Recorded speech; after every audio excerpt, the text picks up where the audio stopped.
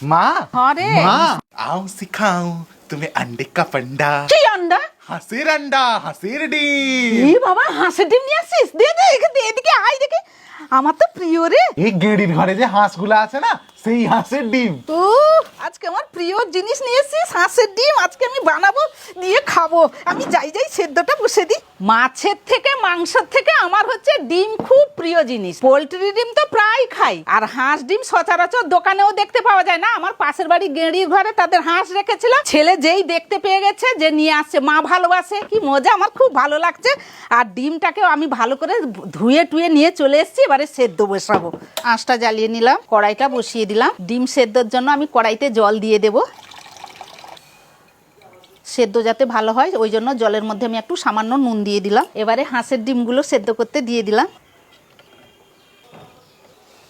সেদ্ধটা হোক। নুনটা সেদ্ধর মধ্যে দিলাম কেন বলুন তো? সেদ্ধটা যাতে ভালোও হবে আর খোলসটা সুন্দর ছাড়বে, চকলা চকলা আর উঠবে না।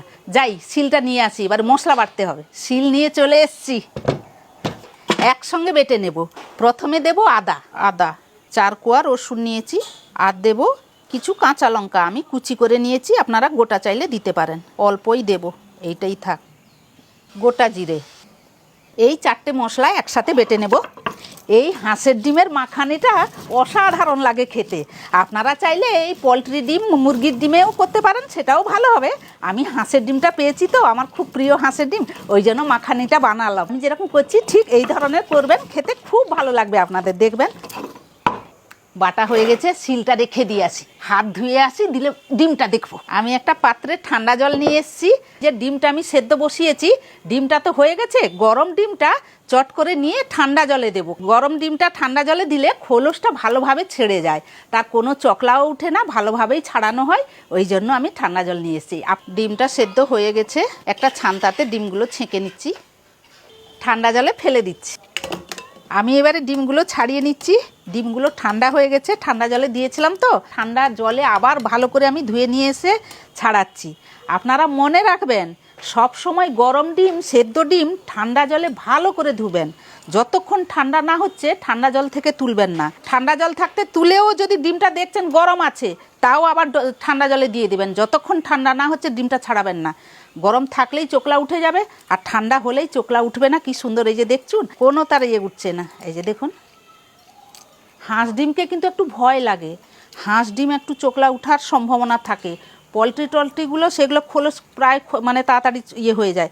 তাও এটাকে সাবধান করে এরকম ঠান্ডা জলে ছাড়াবেন, দেখবেন খুব ভালোভাবে খোলসটা ছেড়ে যাচ্ছে। এই যে দেখুন, ছাড়া হয়ে গেল। এই যে দেখুন কত সুন্দর। এই রকম করে আমি পরপর আরও একটা ছাড়ালাম, আরও 3টা ছাড়িয়ে নিচ্ছি।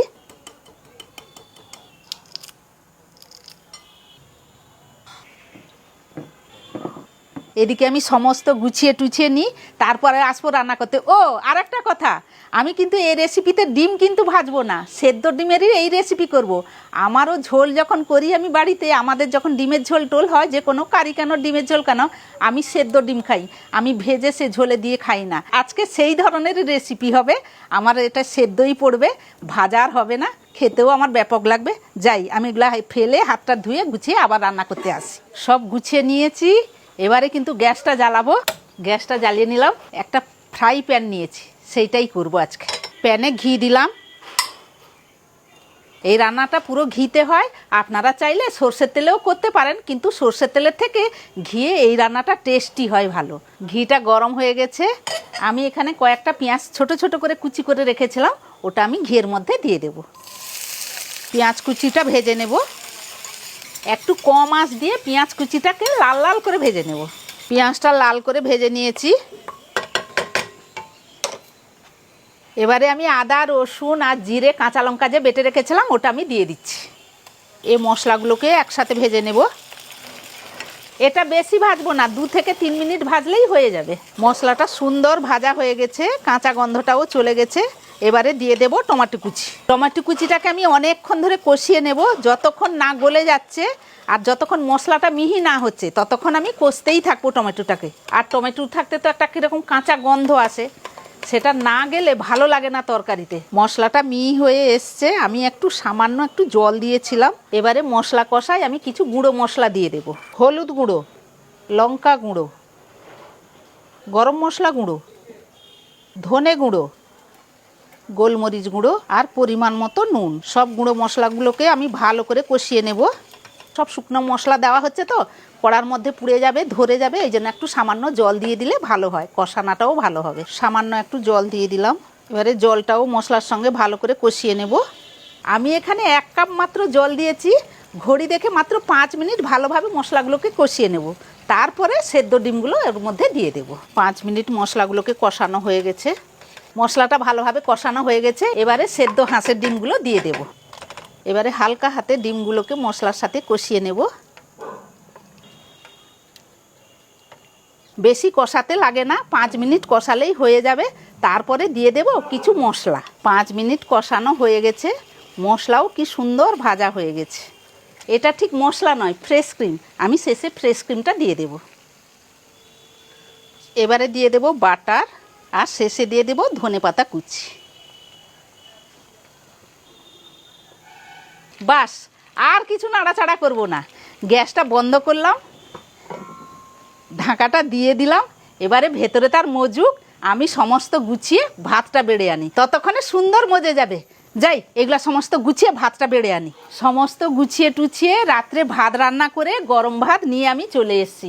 কারণ সন্ধে হয়ে গেছিলো তো, সন্ধ্যের সময় তো আর ভাত খাওয়া ঠিক না। রাত হতে রাত্রে ভাত আবার করলাম, সেই গরম ভাত নিয়ে এসেছি। এবারে বাবুকে ডাকি, বাবু রে খাবি চলায়, আমি ভাত বেড়ে নিয়ে চলে এসেছি। রান্না হয়ে গেছে? হ্যাঁ নিয়ে চলে এসেছি, বস খেতে বস। না না না, আমি আজকে ডিমটা কার জন্য এনেছি? আমার জন্য ভাই এনেছিল ডিম, আমি ভালোবাসি বলে। আর প্রিয় হচ্ছে ডিম হচ্ছে মা। আমিও খাবো, কিন্তু পাশে বসবো আজকে। মাকে যেরকম আমি রোজ খাইয়ে দিই, আজকে মা আমাকে একটু খাইয়ে দেবে, কিন্তু পুরো ভাতটা মা খাবে। 8টাও বেরিয়ে গেছে, ডিনারের সময়ও হয়ে গেছে। তুমি খেয়ে নাও, দিলে আমরা সবাই খাবো। তুমি আজকে খাবে? আচ্ছা ঠিক আছে, তুই বস, তাহলে আমি খাই, তাহলে আমি তোকে খাইয়ে দিব। হ্যাঁ নাও, আজকে আমি তোমাকে সবকিছু বেড়ে দেবো। তরকারি রোজ তো তুমি বাড়ো। বসো তুমি। ঢাকনাটা খুললাম। ও কালারটা কি এনেছো গো? পরে এগুলো কি গো মা? ফ্রেশ ক্রিম, বাটার আর ধনেপাতা কুচি। ওহ দারুণ লাগছে। ডিমটা রাখলাম, মারি দিলাম। ডিমটাকে ভাঙলাম। ও দারুণ। ভাতটা ডিমের সঙ্গে মাখালাম। ও পুরো গলে গেছে কুসুম।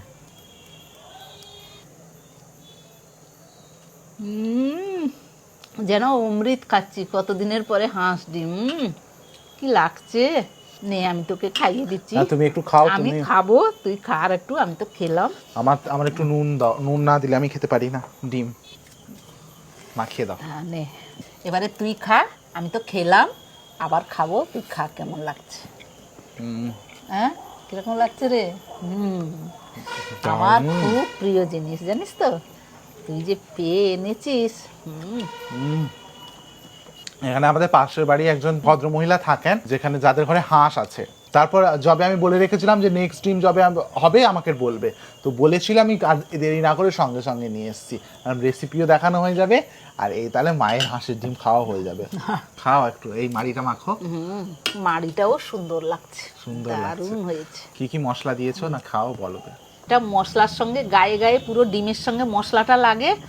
আর নামানোর আগে এই যে ফেস ক্রিম, বাটার ওটা দেওয়া হয়, তাকে এই যে মাখিয়ের মতো উপরে কি সুন্দর মাখার মতো থাকে ফেস ক্রিম আর বাটার টাটারগুলো, ওই জন্য ডিম মাখানি বলে। এটা অনেকদিন আগে আমি একবার করেছিলাম মনে হয় বাড়িতে।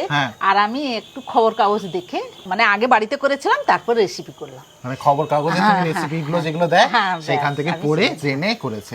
খুব খুব খুব সুন্দর হয়েছে। আমাকে একটু মাড়িটা দাও। তুই মাড়ি খাবি? নে নে একটু ভাত নে। মাড়িটা আমরা ডিমের গ্রেভিকে মাড়ি বলছি। এটা আসলে গ্রেভি বলে, মাছের গ্রেভি বা ডিমের গ্রেভি। আমরা একটু মাখো মাখো তাকে বলে মাড়ি বলি। আর যেটা আছে তারা খেয়ে নেবে। দারুণ হয়েছে। এরকম একবার বাড়িতে বানিয়ে খাবেন। এটা অ্যাকচুয়ালি ডিম কষার মতোও খেতে নয়, আবার ডিমের ঝোলের মতো এর টেস্ট নয়। এর টেস্টটা সামথিং একটু আলাদা। মানে অন্যান্য ডিমের যতগুলো আমি রেসিপি আজ পর্যন্ত খেয়েছি, এটা একটু আলাদা। তো অবশ্যই মাস্ট ট্রাই। এবার আমরা সবাই মিলে খেতে বসবো, তাই আর বেশি কথা বাড়াচ্ছি না। আজকের জন্য এইটুকু। আবার ফিরে আসছি অন্য রেসিপি নিয়ে। ততক্ষণ আপনারা সবাই ভালো থাকুন, সুস্থ থাকুন, ভালো মন্দ খাবার খান, আর আমাদের সাথে বলে যান।